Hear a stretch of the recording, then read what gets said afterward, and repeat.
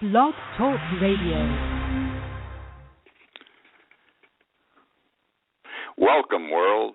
Welcome once again to Tuesday Talk with Key West Lou. I am your host, Louis Patron. Well, 'tis the season to be jolly. Merry Christmas, hello, how are you? Enjoy your holiday and so forth. I am going to open the show tonight with a little bit of history about Christmas. And I'm opening it, and I am aware of it, because I wrote my column this week for Conch Life, and I called it An American Christmas. And I traced the development of Christmas from the days of the Puritans in this country to present day. In fact, I went even farther back. I went thousands of years before Christ to show how the pagans celebrated something like Christmas and how it grew and developed and became what it is today. Giving you some brief highlights, the Puritans, those good people who landed at Plymouth Rock and then settled into Massachusetts, guess what? They did not practice, they did not enjoy, they did not celebrate Christmas. They did not believe in Christmas, and the reason they did not believe in Christmas, because they thought it was pagan-inspired. You have to understand, at the same time, England, from whence the Puritans had come, did not celebrate Christmas because they believed it was derived from the pagans of old. And so it went. In fact, in the late 1800s, after the Puritans had established a Boston in Massachusetts, for 20 years, Christmas was banned in Boston. Then came the Revolution. At the time of the Revolution, George Washington did not practice Christmas. The reason being that the English really controlled that time period, and they did not practice religion, so the colonists didn't. And it was not until the early 1800s that we started celebrating Christmas in this country. Civil War, guess what? During the Civil War, it's amazing, these things. The South was into Christmas big time. They loved Christmas. The North could care less. The North did not practice Christmas. Abraham Lincoln did not practice Christmas. And so it went. Let me bring you back to the days of the pagans also to show you where this all got started. We go back thousands of years before the birth of Christ. Rome was pagan. Rome was pagan. And they celebrated something like Christmas once a year. It took a whole week. And guess what? Everything they did, they were naked. They were bare-assed, males and females. Everyone was naked. Everyone was drinking. Everyone was having sex. They were murdering people for fun. They had human sacrifices. They did this all in the woods running around. Can you imagine frolicking for a week like this? And as paganism developed, it went through Germany, Norway, those areas, and other groups started practicing in a similar fashion paganism. They were all, and that now you can understand why the English didn't like it when Christianity said, we're going to bring the pagans over. And that's what happened. Around 300 A.D., the Pope said, we got to grow, we got to get bigger. There's all these pagans out there. So the pagans and the Christians sat down with the blessing of the Pope, and they negotiated. The church really wanted at that time, the Catholic Church, the numbers of pagans in their church. They wanted to increase the numbers of people in the church. So as an inducement, they told the pagans, you can keep practicing all this stuff you did before. It's called, by the way, Saturnalia. You can celebrate Saturnalia. You can run around naked. You can have all this sex. You can kill people. We don't care. Just join the Catholic Church. And again, can you understand now why England didn't like Christianity and the Puritans? Because that's how Christmas got started. Going back to some things in the early history of Christmas, which is really pre-Christmas. It's during this wild celebration time called Saturnalia. Christmas carols. Christmas carols of today are derived from pagan practice of caroling. And what they did was they did it naked. I told you, everything was done naked. They would go from house to house, and they would sing. And along the way, they would have sex. And when they visited houses to sing, they either had sex with the people in the house voluntarily, or they raped the women. This is the way it was. And from that comes our Christmas caroling. How about the Christmas tree? The Germans and the Nordics were big on having their celebrations in the woods. They gave adoration to trees. For some reason, they thought trees were godly. Eventually, they were cutting parts of these big elms and these big oaks off and putting them in their homes during the Christmas period. And they started decorating them. And from that comes the Christmas tree of today. Mistletoe. We all love mistletoe. Stand under the mistletoe. Be kissed. Great American custom. Great Catholic custom. Not Catholic custom. Great American custom. It's a nice custom, let me put it that way. Anyhow, this comes from the pagans also. The Druids, a pagan group, used to poison with mistletoe the human beings they were going to sacrifice during the celebration. Mistletoe has a poison in it, okay? And they used to have them eat these to knock them out. I guess it was some sort of, maybe it was like marijuana, but it was deadly. And these were the people that were going to be sacrificed during the celebration. The Norsemen, in their celebration of this early Christmas thing, they would use the mistletoe also, but to seduce women, to get them pliant, so they would do what they wanted. Christmas presents, that comes from the pagan Rome, the pre-Christians in Rome. The emperors would require the poorest and most despised people in Rome, the poorest and most despised people in Rome, they were compelled to bring gifts. Those who could not afford it were compelled to bring gifts and offerings to the emperor. So those are some of the things I talk about, and I developed the history of Christmas and how it came to be today. I think you would enjoy it if you have the opportunity to read it. Read the column, so go find it and read it. I guarantee you will enjoy this one. Which brings me now to a sad thing. Do you know, while most of us are going to be sitting back Christmas Eve, Christmas Day, and enjoying Christmas and sitting in a warm house, beautiful Christmas tree, presents under the tree, enjoying big meals, all the comforts of family and home, there are children in this world that are homeless. Right now in England, a recent study this week came out, there are 103,000 homeless children this Christmas in England. It's a 7-year high for England. Well, I said, if England's got 103,000, I know we've got about 3 million homeless in this country, and I went back to verify the numbers. And as of the last study done at the end of last year, 1 out of every 30 children in this country was homeless. There were almost 3 million homeless children in the United States. That's basically the number we have today. 3 million homeless children. Children who sleep in cars, in the woods, under trees, in cardboard boxes, under bridges, who don't have an opportunity to wash in the morning, who do their daily business in the woods or behind a tree, who not have the opportunity to wash, who go to school without breakfast. Almost 3 million in this country, all right? Terrible. And of that number, 1.3 million go to public schools. Only 1.3 go to public schools. Others, not included, are the preschoolers and the dropouts, which bring us to almost 3 million. This is all per a study done by the United States Department of Education. Something's wrong. We're supposed to be the wealthiest nation in the world, the most generous, the most giving, and all those sort of things, and yet we have 3 million homeless children this Christmas. Something's wrong, and I say for shame. Now, even I'm going to talk about Donald Trump. He can be too much. I think he too much. Last night he used the term, or the night before, shalong. Shalong. It's a Yiddish. It's derived from the Yiddish language. It is the Yiddish language, shalong, and it means a man's penis. And he used the term in referring to Hillary Clinton.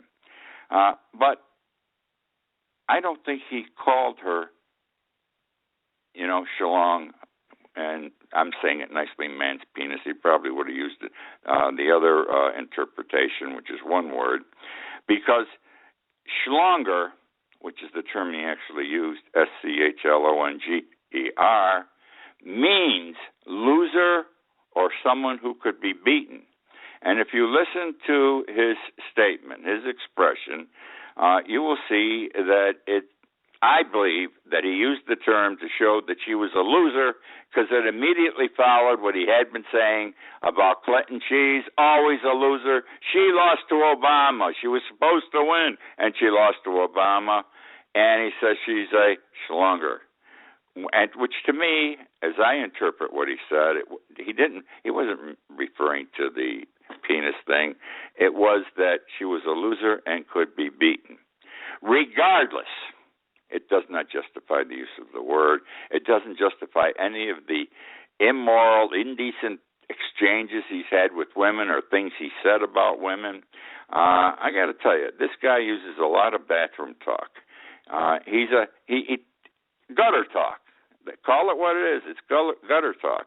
And to me, the test of whether his language is acceptable, is proper, is would you want your children and grandchildren to see the President of the United States, Donald Trump, assuming he gets elected, speak like that? When these kids watch him on television, and they're going to hear their president talk like he's been talking in this campaign, even where he doesn't use swear words. He does not appear presidential. He does not act presidential. You wouldn't want your grandchildren or children to see him in that capacity. This man's dangerous. Listen to me. I've been going back and forth. I've decided he's dangerous. He appeals to man's basic instincts in this campaign. Basic instincts, the wrong, evil type instincts every man has. Hitler had the same instincts, and I'm going to use Hitler. A lot of people are afraid to. They say, we're not comparing him to Adolf Hitler. I'll compare him to Adolf Hitler. We're back in Germany in the early 1930s. Germany was in terrible shape compared to our country. They were still suffering economically from the burdens imposed on them by the Allies following World War I. And he got up and he talked to thousands of people like Donald Trump talks to thousands of people. And he told them whatever they wanted to hear. He was able to sway the voters because when he spoke to them, he said exactly what they wanted to hear. And, of course, the people of Germany loved him, and they elected him. And look what happened in Germany. I said, God help us if this man gets elected. Germany. I'm going to go to Germany for a moment here. Germany's big on immigration. Angela Merkel, we'll take them all from Syria.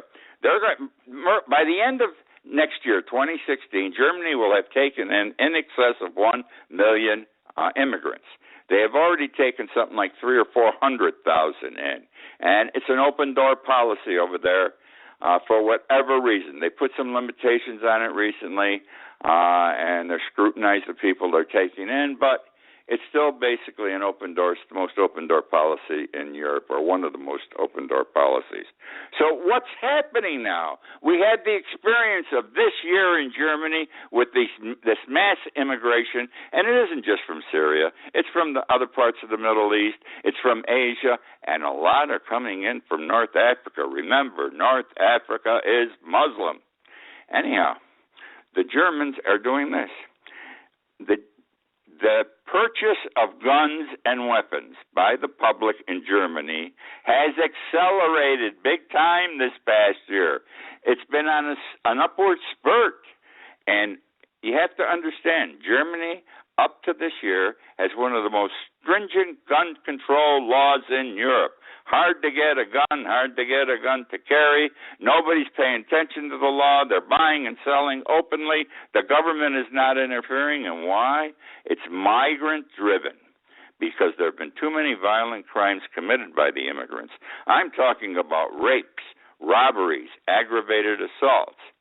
So things turn, things change. Of necessity, the people of Germany want to carry guns to protect against the immigrants that their government says we're going to take more in. I don't understand the reasoning behind all this. Jimmy Carter. one of the poorest presidents we've had, and I say that with all due respect.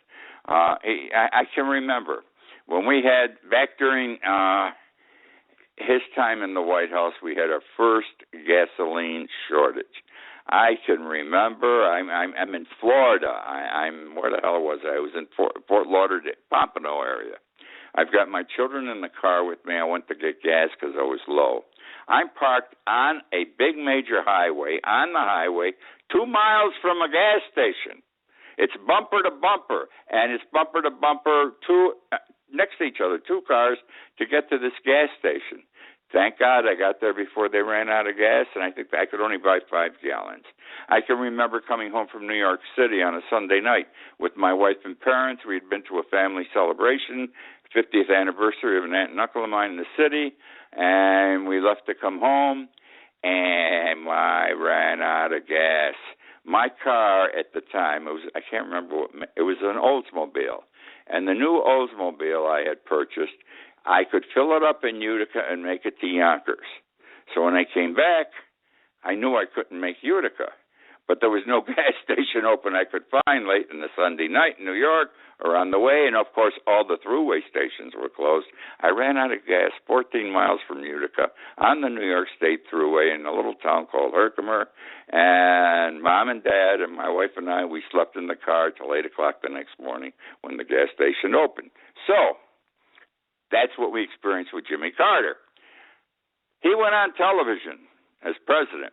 He's like Obama. He had to give this big, national, important report on what we should do to combat the shortage of gasoline, fuel, etc. Remember, fuel also heated our homes. And you know what he said? This is why I keep thinking this has to be a major reason why he didn't get elected. He said, wear sweaters. That was his, I'm laughing as I say it. And he was wearing a sweater while he was talking to us, to the American people. He says, wear a sweater. So he didn't make it the second time around. He wasn't a very good president, but he's been one of the greatest ex-president we've ever had, as you all know, how he has committed himself and his wife to all kinds of good deeds worldwide.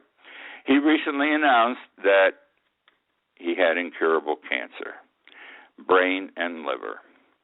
That's tough. And he was going to die. This is only, 3 months ago? And it just so happens that this past week, his 28-year-old grandson, Jeremy, died of a sudden heart attack while he was standing talking to his mother at home. Kid had a heart attack at 28 and went. Jimmy Carter is living under a black cloud right now. I guess this is what I want to say. He's living under a black cloud. I feel sorry for him.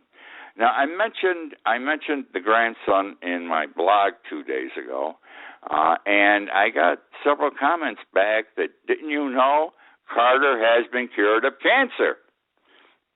Interesting.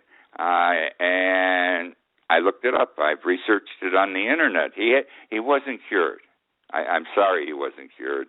He had surgery on the liver, and they took it all out. They got it all. They're always getting it all. Think of all the people you know that had surgery and they got it all.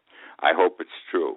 As to the lesions in his brain, okay, these he had chemo and radiation for, and they also gave him a new drug that's just been put on the market, permitted to be put on the market by the FDA, the Federal Drug Administration, and it's called Keytruda, Keytrnda.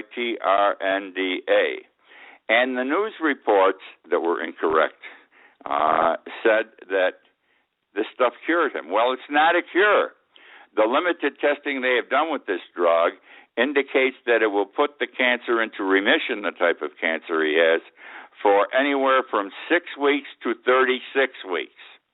But there are no test results that show it is a permanent remission. It's a temporary one. And they have put this drug hurriedly on the market, so they don't know if it's given again at the end of 6 or 36 weeks, if it will create another remission situation. That's the story. That's about Jimmy Carter. That's about the black cloud over his head. I hope he can take this drug again, and I hope it keeps him alive. Now we're going to talk about those good guys sitting in Congress, that they're a bunch of thieves. They're a bunch of whores. And I'm going to give you a couple of perfect examples, and I'm laughing as I say, because you're not going to believe what I'm going to tell you. We finally got passed in the last 2 weeks a $1.1 trillion budget, which takes care of us for the next fiscal year. We're all happy and proud that the Republicans in the House got together with the president, and they were able to make this deal. Okay, but there are things built into the deal. This is accounting. You get so much for defense, you get so much for this. These are numbers. But they always, the Republicans do it and the Democrats do it. The president does it. They add something to the bill in negotiations that really has nothing to do with whatever the bill's supposed to be, but they want to get this passed because in the first experience that I'm going to share with you, there's a lobbying group that wanted it big time, and here's what happened. The $1.1 trillion budget just passed contains a provision. It permits foreign pension funds, these are foreign dollars, to be invested in United States real estate. Now, we thought this was a danger 35 years ago, and we passed a law 35 years ago that basically killed any thought of this being done, foreign monies invested in our real estate. And this was that these foreign dollars could be taxed up to 60%. Who the hell would want to invest in our real estate if they were going to get penalized that much? This was to discourage, and it did, foreign investment. Been lifted now. It's gone. Foreign money can come in as much and as big as they want. The purpose of it initially here is the houses that were lost to because of mortgage failures, 2008, and there's still mortgage foreclosures in the millions. There's millions of houses yet in this country that are still being foreclosed on. They're not totally foreclosed on. Well, the American dollars were buying these homes from the banks because they could buy them cheaply. Now nobody's buying them anymore. I guess the American public and the American businesses that were doing it got fed up with it or got sick of it because there's so many of these properties on the market, they can't make money in resales. They want to bring in foreign investment to buy the mortgaged houses that the banks are holding. And that's why they passed this law, and it's assumed that the foreigners are going to come in with their pension fund dollars, and they're going to buy up a lot of the mortgage properties, and they're going to own for many years the houses that you and I live in, okay? The people of America live in. We're going to pay our rent dollars if we are renting to the foreigners. That's number one in this new budget that was passed. The other thing is they got all excited. The president got excited. The Republicans are excited. We have a new highway funding bill. After years of fighting for it, the Democrats primarily, it's finally been passed. We're going to fix our roads. We're going to fix our bridges. We are going to fix our schools. How are we going to pay for it? I assumed the money was already in the budget in the $1.1 trillion. I forget how many billions of dollars have been allocated for this over a 3 or 5 year period in the law. I'm wrong, and you're wrong if you think that way. The highway funding bill is not funded, or it's not totally funded yet, because the government didn't have enough money to fund it. The government could not find the money to fund it, so guess what they said? They added on, this is how they're going to finance this thing, folks. Not all of it, but a good chunk of it. They're going to chase tax cheaters. Anyone that owes $50,000 or more in taxes, back taxes, to the United States government, the IRS is going to chase them, and it's going to collect more tax dollars than ever before, and those tax dollars are going to help pay for the highways, pay for the new bridges, et cetera, et cetera, et cetera. Good luck. They're cracking down on the tax cheats, the congressman said. Well, everyone that owes $50,000 and doesn't pay it isn't a tax cheat. Somebody just thinks the government's wrong, and the government is wrong in many instances in how they impose their taxes. Whatever, if you owe $50,000 or more, you're in trouble because the government's going to chase your ass to pay for the new highway bill. Isn't that terrific? And if you're going to skip the country, it's the other thing. If you owe this money and you don't want to pay, you can't pay it, or you don't want to pay it, and you want to skip the country, the IRS has the power to revoke your passport. Wild. Okay. Lindsey Graham.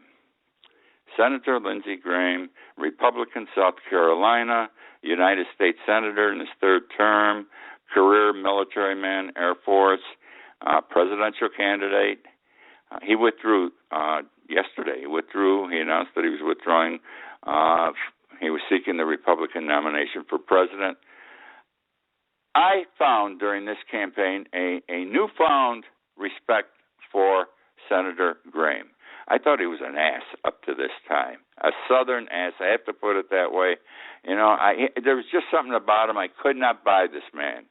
I have come to respect him based on the way he handled his campaign, based on the things he said. He is a defense bug, okay? And he's totally interested in the defense of this country. There's no bullshit involved. He appeared in the debates and in his statements to know exactly what he was talking about. He believes in protecting our country. He believes it emotionally. And I'm going to tell you something. I'm glad he ran. I thank him for running just up to this point, because he exposed to us many things, to the American people, that we did not previously know. Lindsey Graham is an American through and through, truly an American in that fashion. The next president, whether he's Democrat or Republican, should keep Lindsey Graham close to him for advice as a confidant, because this guy knows what the hell's going on. Just like his buddy's McCain, John McCain. McCain knows what's going on in these other countries too. Both of these men were in the service, and they've devoted their public lives to being totally aware of what's going on in the world and who is dangerous to our country. Venezuela has recently outlawed in total GMOs. You can't produce them, distribute them, or import them. They don't want the seeds. They don't want anything. I'm going to tell you something. I'm impressed that Venezuela did this. Nicolas Maduro is the president of Venezuela for about the last 4 years. He's been a total screw-up, this guy, and nothing good. First, he ran out of toilet paper. They still don't have enough toilet paper after 4 years in Venezuela. They even opened a new factory to manufacture toilet paper. They don't have enough. They don't have food on the shelves of supermarkets. People waiting long, wide lines and get into the store, and there's very little to buy. Things are tough in Venezuela, and he also blames the United States for all this, by the way, because all these people got to blame somebody. They blame us. Well, finally, he did something right.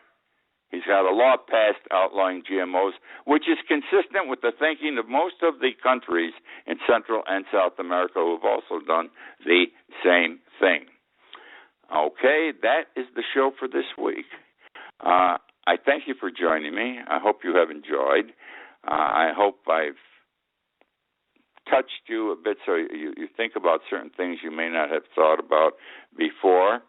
I, again, wish you a very, very Merry Christmas. Enjoy it. Enjoy your family. You never know, like President Carter, when bad things are going to befall you. So let's enjoy every day as God gives it to us, that we are in good health, et cetera, and so is the rest of the family. Again, Merry Christmas, and I look forward to speaking with you next